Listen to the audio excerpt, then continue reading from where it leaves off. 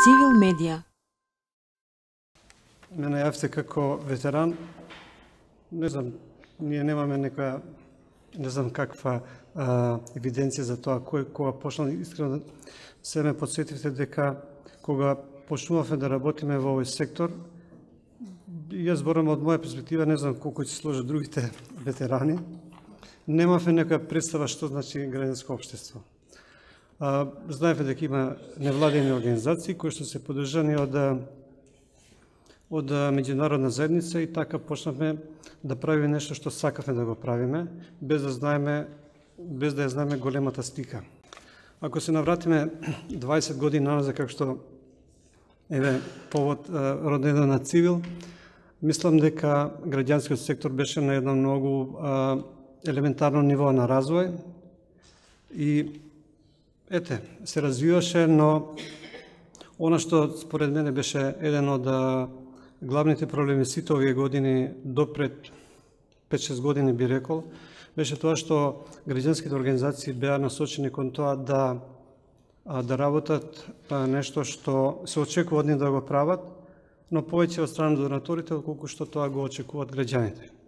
И мислам дека тоа беше најголемиот проблем од една страна, иако тоа не беше сосема негативно, затоа што ова што они требаше да дадат отчет пред донаторите, ги направи да бидат многу добри во работењето. Значи, мислам дека сега имаме веќе една плејада на невладени организации кои што имаат капацитети со кои може да се споредат и со меѓународни организации.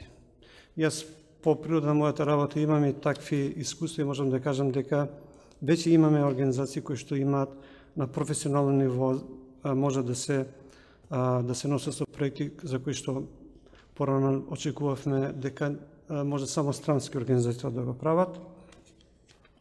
И тоа е позитивниот ефект на овој период на поддршка од меѓународната заедница. Но она што фалеше цело време беше тоа што немаше допир помеѓу граѓанските организации и граѓаните. Значи имавме невладени организации и граѓани на некој начин. Иако тоа не може да се одели баш така едноставно, но упростено кажано, тоа беше главниот проблем. И затоа ние имавме извонредни продукти од граѓанските организации, но на терен работе не се менува. И ова, можам да кажам дека швајцарската амбасада, ние работиме веќе 10 години активно или непрекинато во оваа програма за поддршка на граѓанскиот сектор, но и пред тоа имаше поддршка на граѓански организации и дојдовме до заклучок дека фали таа врска помеѓу граѓаните и граѓански организации, односно така наречена constituency building. Ја не знам, стварно се трудевме да најдеме соодветен превод на македонски или на албански, било кој јазик.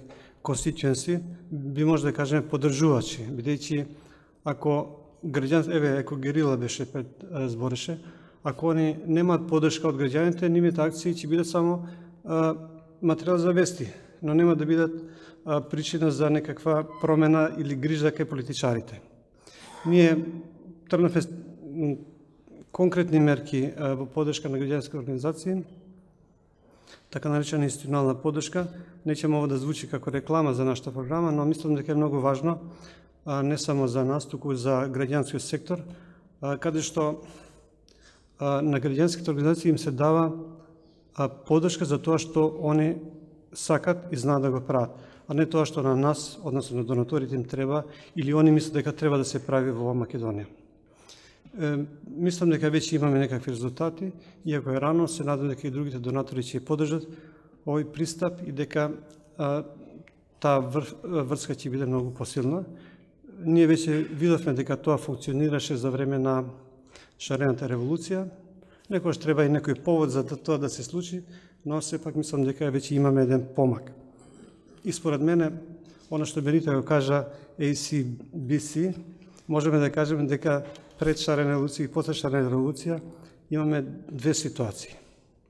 И барем јас како што гледам, мислам дека веќе сега сме во оваа втората фаза каде што граѓанските организации се активен чинител во креирање и менување политики кога тоа е можно и потребно. А според мене, иако поради природата на мојата работа не би требало да биде многу експлицитен во оценувањето или во доделување придавки, бидејќи нели тоа било конфликт на интереси, но сепак сакам да кажам дека Цивил е еден пример на организација која што и пред ние да ги започнеме овие политики за заекнување на граѓански организации за да бидат поблиски до граѓаните, они тоа го правеа, ми се чини од самиот почеток, може би поради природата на нивната работа, која што е активистичка и бунтовничка во одредени моменти.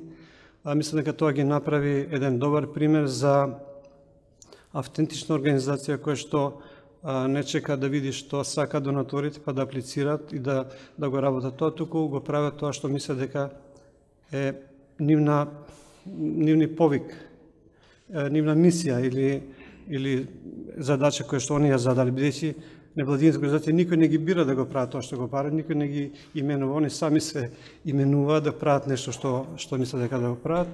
И мислам дека направија добра услуга не само за себе и нивните поддржувачи, туку и на другите организации, бидејќи може да бидат еден пример за тоа дека се исплати таква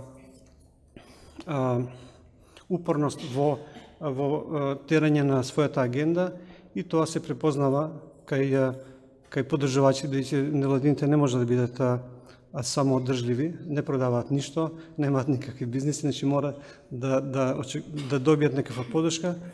Се надам дека така ќе продолжите и да се видиме повторно кога ќе имате следниот юбилеј. Цивил медија